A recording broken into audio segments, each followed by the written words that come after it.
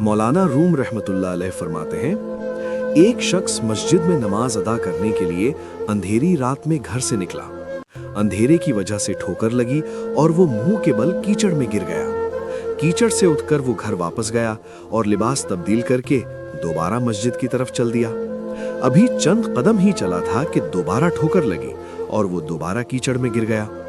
कीचड़ से उठकर वो एक बार फिर घर वापस गया और लिबास तब्दील करके मस्जिद जाने के लिए दोबारा घर से निकल आया।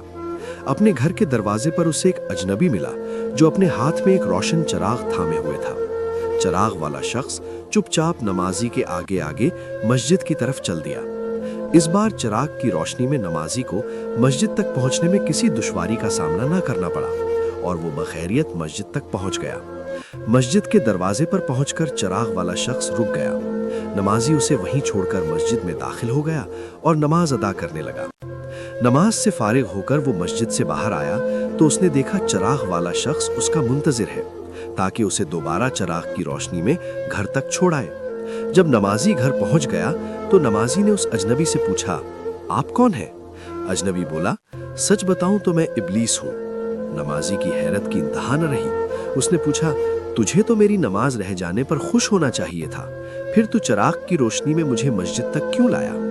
इब्लीस ने जवाब दिया, जब तुझे पहली ठोकर लगी तो अल्लाह ने तेरे उम्र भर के गुनाह माफ फरमा दिए। जब दूसरी ठोकर लगी तो तेरे सारे खानदान को बख्श दिया।